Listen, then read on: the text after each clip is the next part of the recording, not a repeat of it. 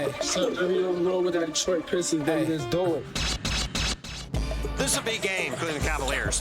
Is it just a game in late February, or is there more to it? It's an important stretch coming up. How do we handle it? We know what we got to do. Take care of the ball. Come on, settle in. We good. Harden, alley-oop. Oh, my! Showtime! We all know why I'm here. You know what I mean? It's one goal. They are off to a historic type of start. We're in a good spot now, but we haven't done anything yet, and we're still hungry. Oh, yeah! That's what we do. My whole goal is to have this team be the best in the NBA, and that's the standard that they're holding me to every day. Hey, let's go! Diane gets into the paint and throws it down. What a brilliant performance tonight. Let's go, man! Come on! Learning through victory always helps, okay? But we're going to get better. We'll get better again tomorrow. Two top teams going at each other. That's what it's all about. It's the Cavs and the Pistons. We are going all access in Detroit, and a big reason for their success this season has been Jalen Duren, right? The fourth-year big man. He's averaging 18 and 10 on 64% shooting this season. That is on pace to be the best field goal percentage in NBA history by a player that is under 23 years old to average 15 and 10. He edges out Dwight Howard and Shaquille O'Neal in their early days with the Orlando Magic. Here's Jalen Duren in his own words about the state of the Pistons. Got my body right, got my mind right, and I think it's a testament to what's happening this year. Oh, good.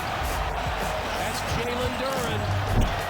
I think the culture that we've built and the amount of buy-in from each and every guy, top to bottom, is just, it's shown on the court. The number one reason why Detroit has the best record in the NBA is Cade Cunningham. Couldn't ask for a better running mate, a better point guard. And he's everything. He is the franchise. Cunningham. Oh, my! I'm learning the game more and more each year. I'm learning my team, the system that coaches put in. All of that allows me to be a better leader, a better player. We still feel like we're hunting. The league might see us as being hunted, but we haven't done anything yet. This is their brand of basketball. Yeah, this ain't the matchup you want. You don't want this matchup. I'm more than confident in the guys and the group that we have. I think we got all the tools and all the pieces we need to make that run. Just 2 seasons ago, the Pistons, they finished with a league-worst 14-68 record, and that kind of losing, it can seep into your soul. It included a 28-game losing streak, the longest within a season, tied for the longest streak in NBA history. Enter J.B. Bickerstaff. And the Pistons, they won 44 games last year. They became the first team in NBA history to triple their win total from one season to another without having been a lockout, which brings us to this year. They have the best record in the NBA, 43-14, 24 wins in clutch time. That's 4 more than any other team, and a .727 win percentage in clutch time. That's the second best in the NBA. So our coach, our champion coach, Michael Malone, got in the film room with Coach J.B. Bickerstaff. Appreciate you doing this, man. Hey, don't ever call me a journalist, man. Hey, man, I was watching that game last night. I said, please win, please win. I said, because this interview's not happening. It was not going to be free today. What I wanted to start with is that we have the distinction of being one of 7 pairs of father-sons who have been head coaches in the NBA. Talk to me about the impact that your dad, the legendary Bernie Bickerstaff, had on your career. Because my father tried to talk me out of becoming a coach. He said, yeah, man, you're too smart for this. Get a real job. It's interesting, like mine was the opposite. My mom was the one that tried to talk me out of it. She wanted me to be a doctor for the longest time. But it was one of those things where it was like, I just always looked up to my dad. Yeah. And my mom was a school teacher, my dad was a coach. So like those are the 2 people that I admired most growing up because of like the sacrifice that they made, and like, their objective was to help others, right? And teach, and that's what our job is. If I can have that type of impact that my dad had on people, period, not just basketball players, like that was something that I wanted to do. My father passed about 2 years ago, and that was the hardest thing for me, was not having that text message, that phone call, somebody being brutally honest with me, saying, hey, why would you do this? Think about doing it this way. And that was a big, big loss, and I know exactly how you feel.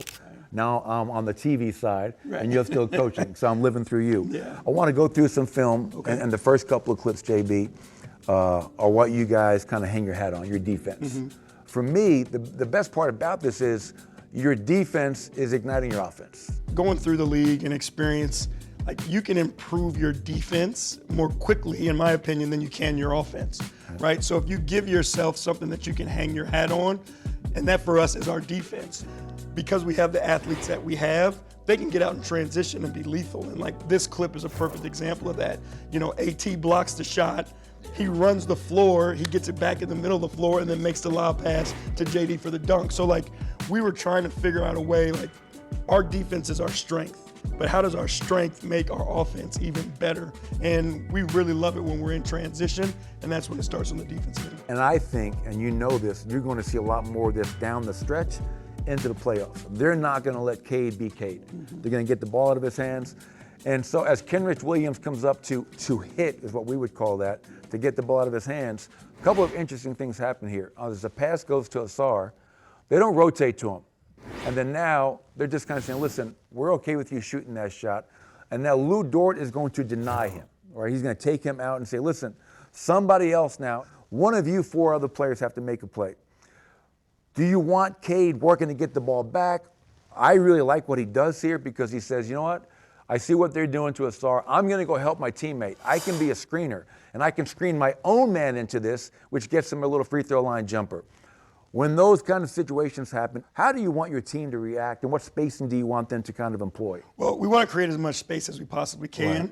And we would love to get the ball in the middle of the floor, right? As soon as you get the ball in the middle of the floor, whether it's through that pass to Asar and his drive, the defense has to react a different way. Cade, obviously in this clip, does a brilliant job of understanding his gravity and putting himself in position to make Asar's job easier. Right. So, you know, we give Cade the freedom because he's such a good basketball player, but his understanding is, how do I help everyone? Here's one example, obviously. This is against Denver, 2 minutes and 15 seconds to go in the game. And once again, this is just Cade kind of spacing the floor. They cross-match, him getting to his shot, mid-range, off balance, and once again, that allows you to be a team that can get stops and give the ball to your best player and know something good is going to happen. Yeah, I mean, there's few players that we can say this about that we've seen over time that they're going to get their shot, right? And Cade is one of those guys. Unless you put two people on him and try to trap him and get the ball out of his hands, no matter big, small, medium, defender, one-on-one situation, Cade has the ability to get his shot. And I think we've seen that time and time again. And then it just becomes make or miss, right? And then the defense gets a stop. And you give Cade another opportunity. Most of the time, he's not going to miss that one. I've taken up enough of your time, my man. I appreciate you. I really appreciate it. Thank you very much. Thanks, JB. Good Good luck. to see you. Thank you. Joining us now, the head coach of the Cavaliers, Kenny Atkinson. Kenny, thank you so much for taking the time. Thanks for having me, Malika. Looking forward to it. James Harden, he suffered a right thumb injury on Tuesday against the Knicks. He didn't play Wednesday against the Bucks. So what is his status going forward, starting with Detroit? Yeah, we'll see. He got in the gym today and was shooting. You know, James, he's famous for his availability. Yes. To be determined, but it looks like he wants to play, Malika. Even with a player like James, adding someone, such a focal point of the offense, into the fold in the middle of the season, that's a huge move. Going into this mindset as a coach, how do you adjust on the fly when you're adding an all-star to your roster? Malika, it makes my job so much easier. Does I'll tell you. I mean, you know, the elite IQ, the elite passing skills, and really it's just he's one of the best decision makers of all time in my mind. He always makes the right read. He's in that LeBron, you know, that kind of territory where you can score, you know, and get you 40 or you can get 20 assists. So him and Donovan have meshed. He's obviously meshed with Jared Allen, and now we got Evan Mobley back in the mix. So I'm not surprised, you know, that the transition has been pretty smooth. Focusing on Jared Allen a little bit here, it seems like the perfect fit with him and Harden, but his success in February, it started really before that trade. You coached him when we were all in Brooklyn together. What's been the key factor in his offensive game that's led him to take this leap? Wow, what a transformation. I know, we've come a long way. And James has obviously helped him, Malika, you know, but you know, the transformation happened before that. I think Evan being out for a little bit, you know, me and Jared had a conversation about, you know, him just taking on more responsibility, and he's taken that and just run with it. And he's been a lead on both ends. I mean, he's playing all-star basketball right now. Around here, all over our network. I don't know if you've caught this. We kind of like to talk about the MVP every once in a while. We like to talk MVP races here on ESPN. And you've advocated for Donovan Mitchell to win the award this season. So I give you the floor here. What has made Donovan Mitchell the MVP in your eyes? I mean, the fact that he's kept his team afloat. I mean, I think we got to throw him in the conversation at least.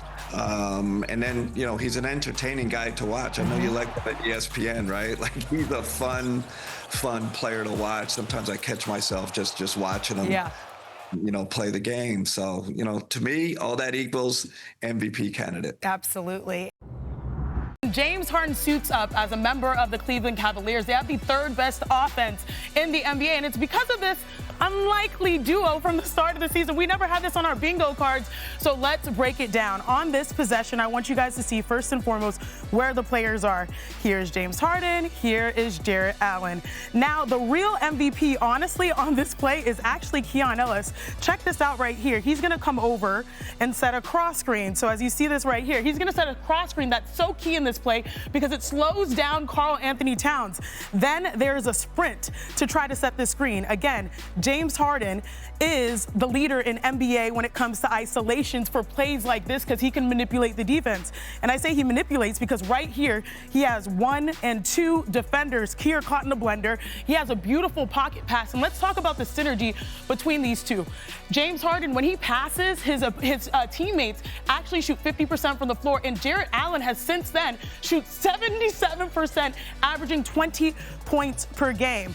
So on this play, there's a mistake that's made. Jalen Brunson does the mistake. He steps up. You never step up. And the unlikely screener actually benefits the most and finish it right here. So again, he's so good in pick and roll, 636 isolations. But again, the new dynamic duo is, since James Harden debuted on February 7th, most on-ball screens by any duo in the NBA, these two. It's a tremendous number. So overall, the Cavs, they found something that is without Don that is working to help stimulate their offense all the way to the top. And the only question now is, are we going to get to see this duo tonight? Because we know that James fractured that thumb in his right hand, Brian. It's not his shooting hand. Our Shams Charania has said he expects to play through it, but he did miss that last game against the Bucks. What do we know about tonight and moving forward? All right, so I checked in on this. He will be a game-time decision. Game time.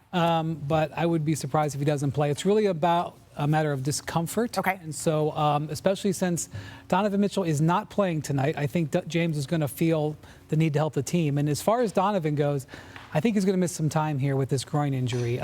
He's officially going to be day-to-day, but I do not expect him to play Sunday against the Nets. And to be honest with you, we'll see how he feels. But if you look, Malika, Tuesday and then March 8th, there's 4 days between that second Pistons game and that next Sunday game on ABC.